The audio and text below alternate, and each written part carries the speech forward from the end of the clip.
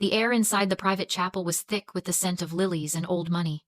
My father, Richard, had been dead for 3 days, and his mahogany casket had just been lowered onto the marble plinth. Around me, the elite of Newport stood in polite, somber silence, their black designer suits absorbing the dim light. I stood next to my brother, Travis, my hands clutching a framed photograph of Dad so tightly my knuckles were white. I expected grief. I expected silence. What I didn't expect was for Travis to lean in close, his breath smelling faintly of scotch and mint, and straighten his silk tie. He didn't look at the casket. He looked at me, his eyes cold and empty.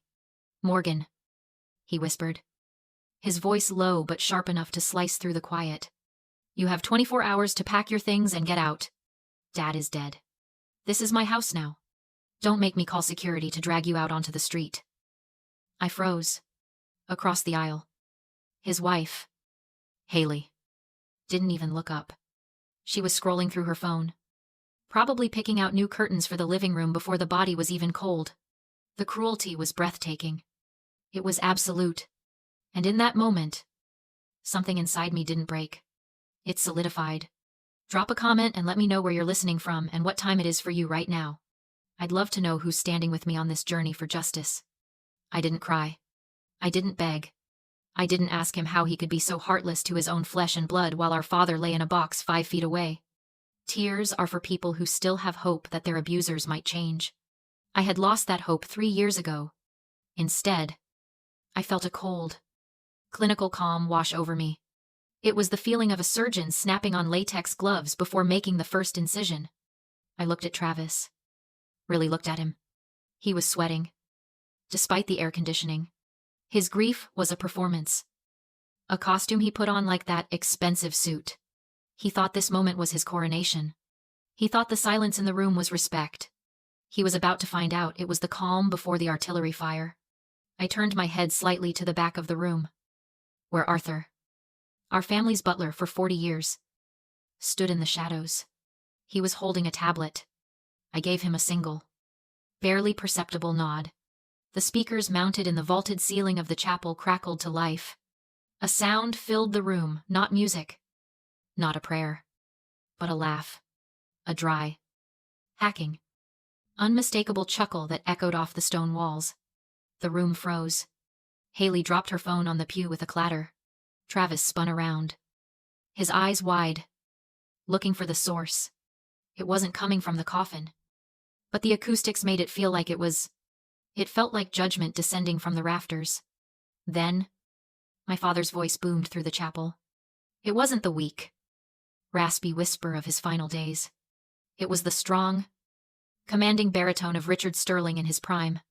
"Travis," the voice said, crisp and clear. "If you are hearing this recording, it means the funeral service has just ended. And knowing you, it means you have just tried to evict your sister from my house. Am I right?" The color drained from Travis's face so fast he looked like a wax figure. A murmur rippled through the crowd of mourners. The elite of Newport, who prided themselves on their discretion, were suddenly craning their necks, whispering behind gloved hands. "Turn it off," Travis hissed, looking around wildly. "Who is doing that? Cut the feed." But the voice continued, relentless. "You always were predictable, son. Greedy, impatient, cruel. You think because I'm in this box, the game is over. You think you've won the prize." The audio paused for a beat, just long enough for the tension to tighten around Travis's throat.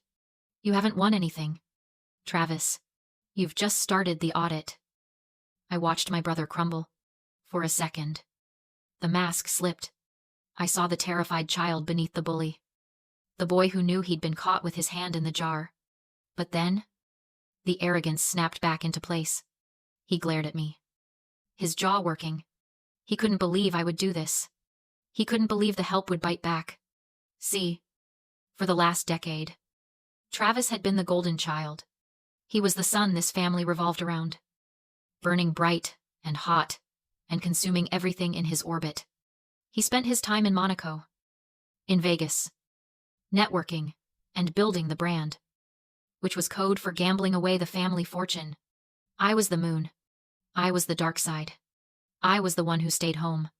I was the one who managed the estate staff, who paid the bills, who sat in the meetings with the accountants while Travis was sleeping off a hangover.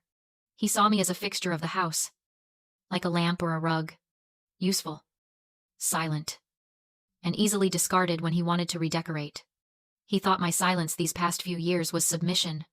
He thought I took his insults and his dismissals because I was weak. He didn't understand that I wasn't submitting. I was documenting. I was keeping a ledger of every sin, every stolen dollar, every moment of cruelty.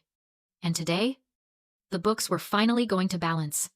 To understand why I didn't feel a shred of guilt watching my brother sweat in that church, you have to understand the last 3 years. You have to see the timeline.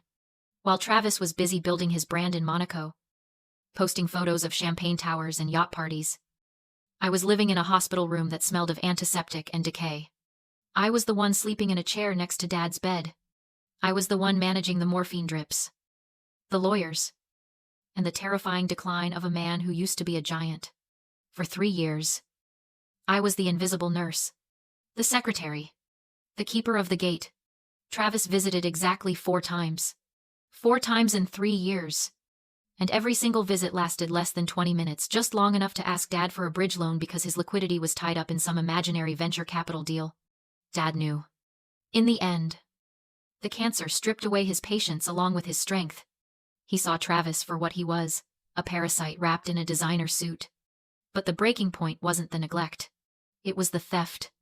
6 months ago, while Dad was in a coma he wasn't expected to wake from, I audited the family accounts. I found a hole. A massive, bleeding wound in the finances. $15 million. Gone.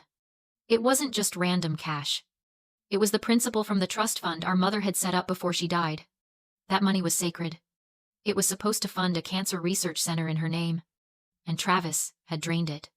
He had siphoned it off to cover gambling debts in Macau and a failed real estate scheme in Dubai. When Dad woke up, a miracle the doctors couldn't explain. I showed him the bank transfers. I watched a man who was dying of stage 4 cancer weep. Not from pain, but from betrayal. He wanted to call the police. He reached for the phone, his hand shaking, ready to have his own son arrested for embezzlement. And I stopped him. Not because I loved Travis. Not because I wanted to protect the family name. I stopped him because I am a pragmatist. If Dad had sent Travis to prison, the money would be gone. Lost to legal fees and restitution hearings that would drag on for decades. Travis would be a victim. A martyr. I didn't want a martyr. I wanted an asset. So I convinced Dad to do something else. I told him to summon Travis. I watched from the corner of the room as Travis wept fake tears, blaming his addiction, blaming the market, blaming everyone but himself.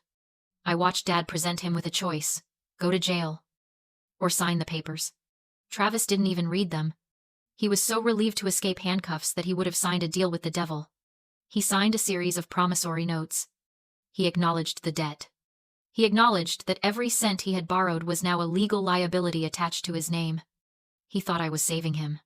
He thought I was the soft-hearted little sister playing peacekeeper. He looked at me with those tear-filled eyes and mouthed, "Thank you." He didn't realize I wasn't saving him. I was underwriting him. I was converting a crime into a contract.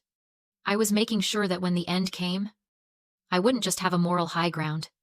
I would have a legal claim on his entire existence. Back in the church, the audio recording of my father shifted. The anger in his voice settled into a cold, business-like tone. "Travis." My father's voice echoed. "You stole $15 million from your mother's legacy. You thought I forgot. You thought Morgan protected you because she's weak. But Morgan didn't protect you. Son, she bought you." On the projector screen behind the altar, the image changed. It wasn't a photo of Dad anymore. It was a high-resolution scan of a document. The promissory note. And right at the bottom, in frantic blue ink, was Travis's signature. "You signed your life away that day." Dad's voice continued. "And you didn't check the default clauses." I stepped forward. opening the leather portfolio I had been holding. The sound of the zipper was small, but in the silence of the chapel, it sounded like a guillotine blade dropping. I wasn't just the grieving daughter anymore. I was the collection agent. Travis didn't freeze. He didn't drop to his knees and beg for forgiveness. That's what normal people do when they're caught. But Travis wasn't normal. He was a narcissist in a corner. And narcissists don't de-escalate. They explode. "It's a fake," he screamed, his voice cracking as he lunged toward the altar. He snatched the microphone stand, nearly knocking over a vase of white roses. "Don't listen to this, it's AI. She used some deepfake app to clone Dad's voice." He turned to the crowd, his face flushed, sweat beading on his forehead. "My sister is sick. She's jealous. She's trying to hijack my inheritance, because she knows Dad chose me. That recording is a fraud." Next to him, Haley had stopped scrolling through furniture catalogs. She was now holding her phone up, the red live icon pulsing on the screen. She had shifted instantly into victim mode, tears welling up in her eyes, on command. "Guys, can you believe this?" she sobbed to her followers, panning the camera from Travis to me. "We're trying to bury my father-in-law, and his bitter sister is staging a coup. This is elder abuse. This is harassment. We just want to grieve in peace." The audacity was suffocating. They were desecrating the funeral they had turned into a networking event. And somehow, I was the villain. The murmurs in the crowd grew louder. I saw doubt creeping into the faces of the old money set.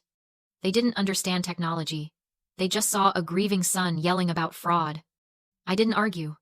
I didn't try to shout over Travis's frantic denials. I simply walked past him, my heels clicking rhythmically on the stone floor. I approached the pulpit, placed my leather portfolio on the lectern, and unzipped it. The sound of the zipper cut through Travis's rant. He stopped, chest heaving, watching me. "You want the truth, Travis?" I asked, my voice calm, amplified by the microphone he had abandoned. "Let's look at the official record." I pulled out a thick blue folder embossed with the seal of the family law firm. I held it up so the room could see. "This is Dad's last will and testament. Not a recording. Not AI. A legal document. Notarized. Witnessed. And filed with the state. Would you like to hear the relevant section?" Travis sneered. "Read it." "I know what it says. He left it all to me. I'm the firstborn." I signaled Arthur again. The projector screen flickered. A new video file loaded. This was the official video will, recorded with the family attorney present. Dad appeared on screen again. He looked tired but lucid. "Regarding the family estate," he said, looking straight into the lens. Richard Sterling. Leave the physical structure known as the Breakers too, including all furniture, art, and fixtures contained therein. To my son, Travis Sterling." Travis let out a laugh that sounded like a bark. He threw his hands up in victory, spinning toward the crowd. "See, I told you, he left me the house, it's mine." He turned on me, his eyes gleaming with malicious triumph. "You tried to scare me with your little debt trick, Morgan. But it doesn't matter. I own the mansion, which means you are trespassing. Get out of my house." Haley was beaming now, zooming in on my face, waiting for me to break. They thought they had won. They thought the game was over. I looked at Travis, watching his premature victory lap, and I felt a twinge of pity.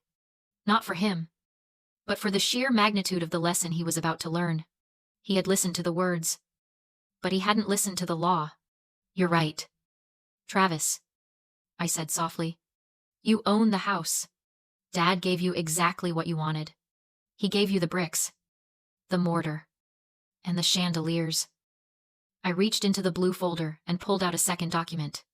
It was older, yellowed at the edges, bound in a heavy cover. "You forgot the first rule of real estate," I said evenly. "Location is everything, and you should have checked who owns the ground you're standing on." I opened the yellowed document. The room's silence shifted from reverence to confusion. They understood money. They understood property. What they didn't understand yet was leverage. 10 years earlier, Dad had realized that if Travis inherited the estate outright, he'd sell it to cover his gambling debts. So instead, Dad separated the ownership.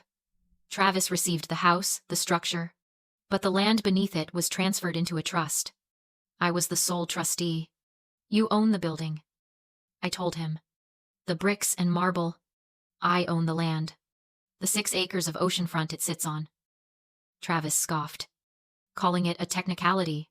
I turned the page. The ground lease, $1 a year, was tied to my father's life. It expired the moment he died. That was 3 days ago, I said calmly. You're now occupying my property without a lease.